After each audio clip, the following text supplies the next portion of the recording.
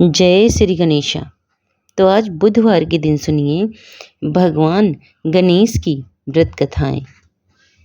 एक बार बचपन में भगवान गणेश भक्तों की परीक्षा लेने के लिए अपनी छोटी सी मुट्ठी में चावल और एक चम्मच में दूध लेकर पृथ्वी पर आ गए। भगवान धरती पर जिससे भी मिले उसे इस थोड़ी सी सामग्री से खीर बनाने को कहने लगे, लेकिन ज़्यादातर लोगों ने उनका मजाक उड़ाया और उनकी बात पर ध्यान नहीं दिया। तभी गणेश जी एक गरीब बुढ़िया के पास पहुँचे और खीर बनाने का अनुरोध करने लगे। बुढ़िया का छोटे बालक गणेश पर दया आ गई और खीर बनाने के लिए मान गई। उसने अपने घर में एक भगोना चूल्हे पर चढ़ाया तो गणेश जी ने कहा कि माई, घर का सबसे बड़ा बर्तन चूल्हे पर रखो। बुढ़िया ने बच्चे का दिल ना दुखाने की बात सोची और घर का सबसे बड़ा भगोना चूल्हे पर चढ़ा दिया। फिर बुढ़िया ने गणेश के हाथों से सामग्री लेकर उस भगोने में डाल दी ताकि गणेश जी को बुरा ना लगे, और वह घर के अंदर चली गई ताकि बहुत सा दूध और चावल ला सके। भी भगवान गणपति की माया से चमत्कार हुआ और पूरा भगोना खीर से भर गया। जब तक बुढ़िया बाहर लौटी, गणेश जी वहाँ से जा चुके थे। इस बीच बुढ़िया के पोते और पोती आए तो उन्हें भूख लगी। बुढ़िया ने उन्हें भगोने में से खीर खिला दी। खीर पड़ोसन को भी दे दी और उसकी बहू बेटे ने भी खीर खाई। इसके बाद जब बुढ़िया को भूख लगी तो वो भी खीर खाने लगी, लेकिन खाने से पहले उसने भगवान को पुकारा और बोली, आजा रे गणेशा, खीर खा ले। तभी गणेश जी वहाँ पहुँचे और बोले, जब आपके पोते पोती पड़ोसन और बहू खीर खा रहे थे, उन्हें देखकर मेरा पेट भर गया। गणेश जी के दर्शन पाकर बुढ़िया धन्य हो गई और बप्पा की इच्छा अनुसार उसने बची हुई खीर सारे नगर में बांट दी। बुढ़िया द्वारा खीर बांटने की खबर राजा तक पहुंच गई। राजा ने बुढ़िया को दरबार में बुलाया। बुढ़िया ने सब सच सच बता दिया। राजा ने सच्चाई जानने के बाद बुढ़िया का खीर का भगोना महल में मंगवाया, लेकिन राजा के महल में जैसे ही भगोना खोला गया तो उसमें कीड़े मकोड़े व जहरीले जानवर तैरते नजर आए। राजा ने बर्तन वापस बुढ़िया को दे दिया। बुढ़िया के घर भगोना फिर स्वादिष्ट खीर से भर गया। फिर बुढ़िया ने फिर गणेश जी से पूछा कि बची हुई खीर का क्या करें, तो गणेश जी ने कहा, उसे झोपड़ी के कोने में गाड़ दो। बुढ़िया ने रात में खीर कोने में गड्ढा करने के बाद गाड़ दी, लेकिन भगवान की माया से सुबह एक चावल का दाना हीरे जवाहरात में बदल गया, और इस तरह भगवान गणेश ने अपने भक्तों के कष्ट का निवारण किया। और अब सुनिए एक अन्य कथा। एक अंधी बुढ़िया थी जिसका एक लड़का और बहू थी। वह बहुत गरीब थी।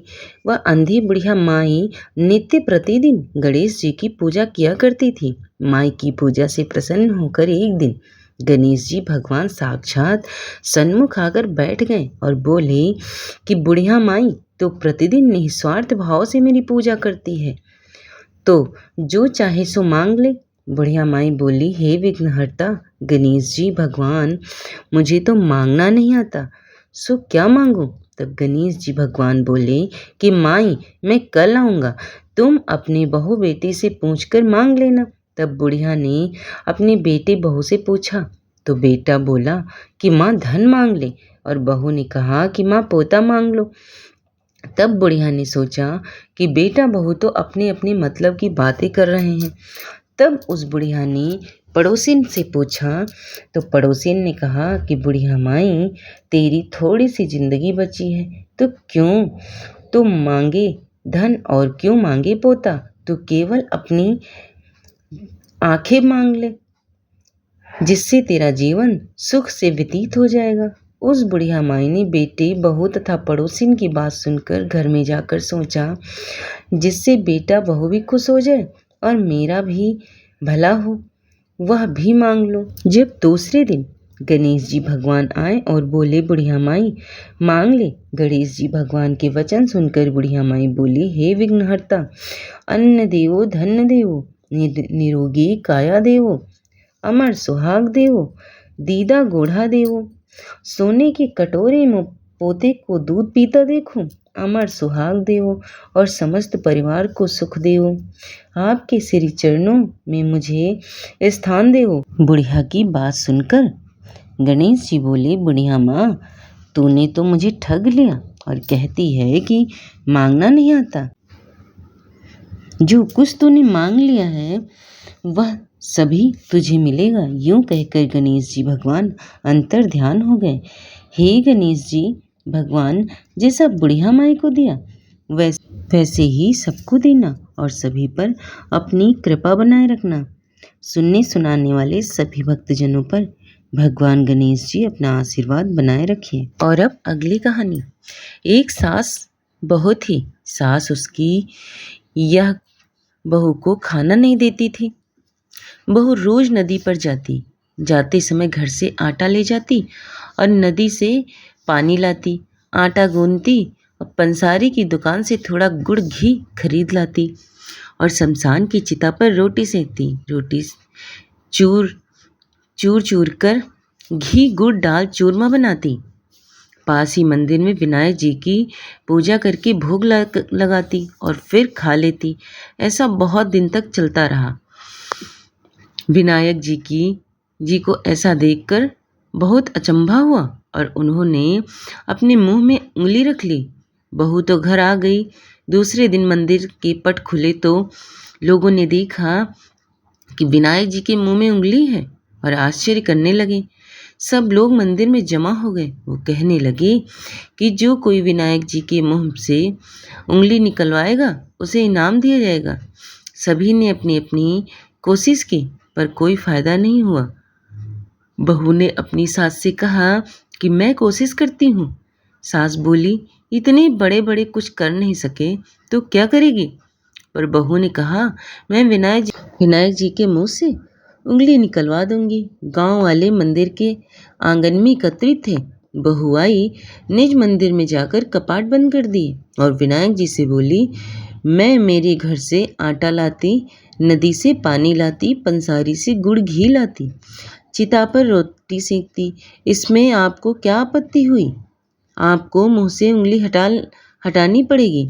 विनायक जी ने सोचा, इसने पहले मुझे भोग लगाया और सच्चे मन से मुझे ध्यान किया मेरा, इसकी बात तो माननी पड़े और उंगली हटा ली। बहू ने मंदिर के दरवाजे खोले। लोगों ने देखा विनायक जी के मुंह में उंगली हटी थी। गांव वाले कहने लगे, बहू तू क्या जादू टोना करके आई जिससे विनायक जी ने उंगली हटा ली? बहू ने कहा, मेरी सास मुझे भोजन नहीं देती, तब मैं घर से आटा, नदी में से पानी, पंसारी से घी गुड़ लाकर चिता पर उसे सेकती। पहले विनायक जी को भोग लगाती और फिर खुद उसको खाती। इसलिए विनायक जी को अचंभा हुआ और उन्होंने उंगली मुंह में रख ली। अब उंगली हटा दी। जैसे विनायक जी ने बहू से प्रसन्न होकर उसका मान बढ़ाया, वैसे सभी पर कृपा बनाए रखी। जय विनायक जी महाराज। धार्मिक मान्यताओं के अनुसार भगवान गणेश का पूजन करने से सभी विघ्न बाधाएं समाप्त हो जाती हैं। यदि पूरी श्रद्धा और विश्वास के साथ भगवान गणेश जी की पूजा की जाए तो जीवन की परेशानियों और समस्याओं को समाधान हो जाए। हिंदू धर्म में भगवान गणेश को सभी देवों में प्रथम पूजनीय माना गया है। इसलिए किसी भी मांगलिक और शुभ कार्य की शुरुआत से पहले गणेश जी की पूजा अर्चना जरूर की जाती है। एक समय की बात है, एक भाई बहन एक गांव में रहते थे। बहन का नियम था कि वह जब तक अपने भाई का चेहरा नहीं देख लेती थी तब तक वह भोजन नहीं करती थी और वह हर रोज जल्दी जल्दी उठती और अपने घर का कार्य समाप्त करके अपने भाई को देखने चली आती। एक दिन रास्ते में एक पीपल के पेड़ के नीचे गणेश जी की मूर्ति रखी देखी। उसने भगवान के सामने हाथ जोड़कर कहा, कि मेरे जैसा अमर सुहाग और मेरे जैसा अमर पीहर सबको देना। यह कहकर वह आगे बढ़ जाती। जंगल की झाड़ियों के कांटे उसके पैरों में चुभ जाते थे। एक दिन भाई के घर पहुंची और भाई का मुंह देखकर बैठ गई। तभी भाभी ने पूछा, पैरों में क्या हो गया? यह सुनकर उसने भाभी को जवाब दिया कि रास्ते में जंगल की झाड़ियों के गिरे हुए कांटे पाँव में चुभ गए। जब वह वापस अपने घर जाए तब भाभी ने अपने पति से कहा कि रास्ते को साफ कर दो, आपकी बहन के पाँव में बहुत सारे कांटे चुभ गए। भाई ने तब कुल्हाड़ी लेकर सारी झाड़ियों को काटकर रास्ता साफ कर दिया, जिससे गणेश जी का स्थान भी वहां से हट गया। यह देखकर भगवान गुस्सा हो गए और उसके भाई की प्राण हर लिए। लोग अंतिम संस्कार के लिए जब भाई को ले जा रहे थे तब उसकी भाभी रोते हुए लोगों से कही, थोड़ी देर रुक जाओ, उसकी बहन आने वाली है। वह अपने भाई का मुंह देखे बिना रह नहीं सकती, उसका यह नियम है। तब लोगों ने कहा, आज तो देख लेगी, पर कल कैसे देखेगी? रोज दिन की तरह बहन अपने भाई का मुंह देखने के लिए जंगल से निकली। तब जंगल में उसने देखा कि सारा रास्ता साफ किया हुआ है। जब वह आगे बढ़ी तो उसने देखा कि सिद्धि विनायक को भी वहां से हटा दिया गया। तब उसने जाने से पहले गणेश जी को एक अच्छे स्थान पर रखकर उन्हें स्थान दिया और हाथ जोड़कर बोली, भगवान मेरी जैसा अमर सुहाग और मेरी जैसा अमर पीहर सबको देना। और फिर बोलकर आगे निकल गई। तब भगवान सोचने लगे, अगर इसकी नहीं सुनी तो हमें कौन मानेगा, हमें कौन पूजेगा। तब सिद्धि विनायक ने उसे आवाज दी, बेटी इस खेजड़ी की 7 पत्तियां लेकर जा और उसे कच्चे दूध में घोलकर भाई के ऊपर छींटा मार देना, वह उठकर बैठ जाएगा। यह सुनकर जब बहन पीछे मुड़ी तो वहां कोई नहीं था, पर वह सोचने लगी कि ठीक है, जैसा सुना वैसा कर लेती हूँ। फिर वह 7 खेजड़ी की पत्तियां लेकर अपने भाई के घर पहुंची। उसने देखा वहां कई लोग बैठे हैं, भाभी रो रही है और भाई की लाश रखी है। तब उसने उस पत्तियों को बताए हुए नियम के तहत भाई के ऊपर इस्तेमाल किया। तब भाई उठकर बैठ गया। भाई बोला बहन से, मुझे तो बड़ी ही गहरी नींद आ गई थी। तब बहन बोली, यह नींद किसी दुश्मन को भी ना आए, और उसने सारी बात अपने भाई को बता दी। यह सुनकर भाई बड़ा खुश हुआ और भगवान गणेश जैसे उस भाई बहन पर अपनी कृपा बनाई वैसे सभी भक्तजनों पर बनाए रखे। और कथा यहीं पर समाप्त होती। और कथा अगर आपको पसंद आ जाए तो चैनल को लाइक शेयर सब्सक्राइब कर लेना। धन्यवाद।